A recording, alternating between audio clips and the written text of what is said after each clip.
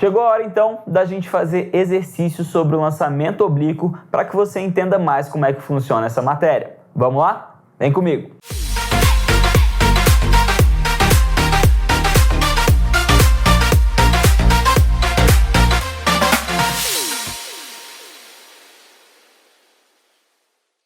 Então, pessoal, aula de hoje, exercício sobre lançamento oblíquo. Você vai ver o seguinte, para resolver qualquer exercício de lançamento oblíquo, a única coisa que você precisa é a velocidade inicial. E aí, a gente vai ter que usar tudo que a gente viu de decomposição de vetores para resolver esse problema.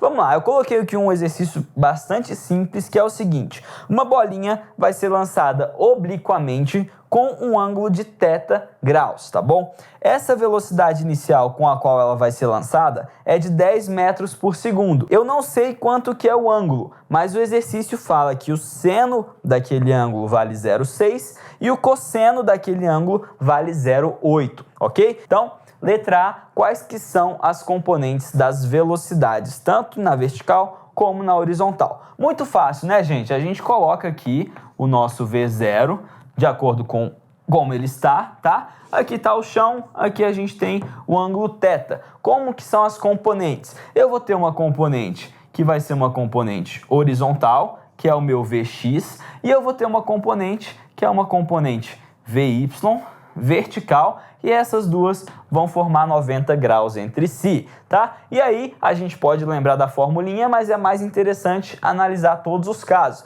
A gente tem que o meu ângulo θ, ele está oposto ao Vy, e se a gente tem ângulo oposto, a gente utiliza seno, tá bom? Então, o meu Vy, que está oposto, vai ser o meu V vezes o seno de θ. E o meu Vx vai ser igual ao meu V, tá? Que é x, vezes o cosseno de θ, ok? Quanto que é V? 10. Quanto que é o seno de θ? 0,6.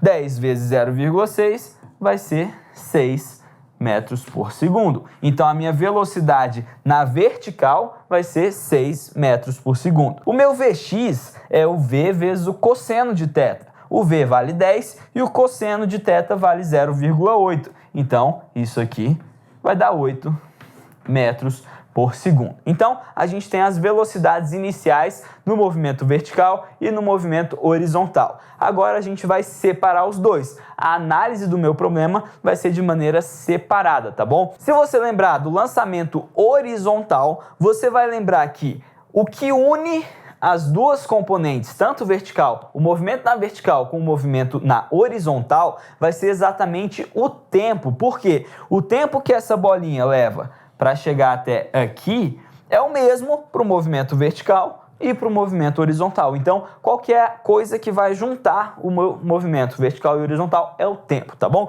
E por isso que normalmente ele vai te pedir o tempo das coisas. Então, qual que é o tempo que ele leva para atingir o solo? Isso é uma pergunta que pode gerar um pouquinho de dúvida na hora de você fazer. Só que aí você vai lembrar o seguinte, eu tenho uma velocidade muito importante aqui nesse movimento, que é qual? É a velocidade do movimento vertical quando ele atinge a altura máxima. Por quê? Se eu for analisar só o movimento de subida e descida, o que a gente tem? Quando ele sobe e atinge a altura máxima, ele para antes de descer. Então, no meu ponto máximo aqui, a minha velocidade na vertical é igual a quanto? É igual a 0, tá bom? E aí, como a gente sabe que o movimento vertical é mr/v, eu tenho uma velocidade, tá? Inicial. Eu tenho uma velocidade final. E eu sei que quem rege esse movimento na vertical é a minha gravidade, e eu sei quanto que ela vale, 10, é muito fácil de descobrir o tempo que ele leva para atingir a altura máxima, tá bom? Como é que a gente faz? A gente utiliza a nossa fórmula V igual V0 mais A vezes T, tá bom? Então, vamos lá. Quem que é o meu V? O V é a velocidade no ponto que eu estou analisando. Então, é a velocidade no ponto mais alto da trajetória, que nesse caso vale quanto? Vale 0, tá bom?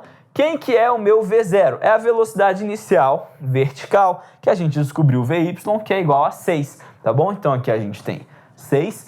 Quem que é o A? A aceleração é a gravidade. E aí você precisa lembrar que o seguinte, o meu corpo ele está subindo e a gravidade está apontada para baixo. Então, nessa parte do movimento, a minha aceleração é negativa, tá? E a intensidade dela é 10, porque a gravidade vale 10, vezes o tempo. Muito fácil agora. Eu vou passar o menos 10t para o outro lado, vai ficar 10t positivo igual a 6. Então, o meu tempo vai ser igual a 6 sobre 10, que é igual a 0,6 segundos. 6 dividido por 10, 0,6 segundos. Mas presta atenção, o que ele pediu?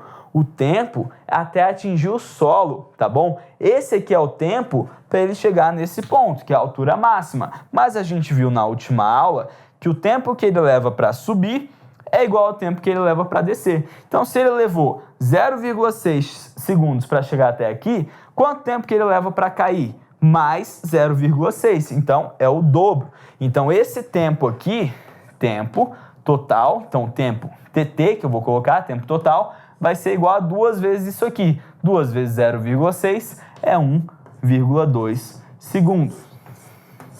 Tá bom? Então, esse é o tempo total. Muita gente erra porque descobre o tempo, só que é o tempo para chegar na altura máxima. Ele precisa ter o mesmo tempo para cair, tá bom? Então, não se confunda com isso. E aí, depois, letra C, ele pede o alcance máximo. O alcance é sempre a distância aqui no meu eixo X, no ponto de saída para o ponto de chegada. Aí a gente já está falando agora em uma coisa horizontal. Então, a gente vai utilizar o meu movimento na horizontal, que é um MRU, simplesmente um MRU, tá bom? Então, MRU fica muito fácil. A gente tem que S é igual a S0 mais V vezes T, tá? O S0 é o ponto de onde ele sai. Aqui eu vou considerar como sendo a origem do meu sistema. Então, aqui o S0 vai valer 0, tá bom? O S é exatamente o alcance, a distância que ele percorreu. É exatamente o alcance que ele tem, tá bom?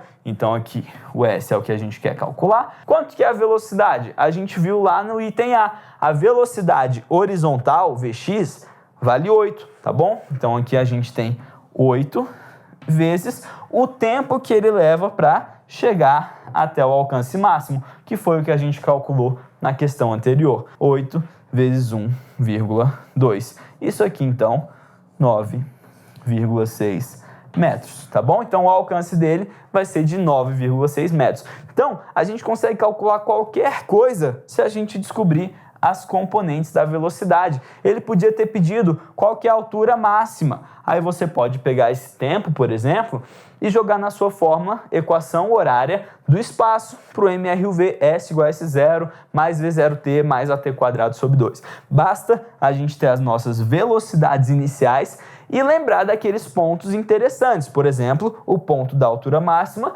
que a velocidade do meu corpo na vertical vai ser igual a 0. Então, um exercício para você ver como é ampla a aplicação do lançamento oblíquo. Eu te vejo na nossa próxima aula.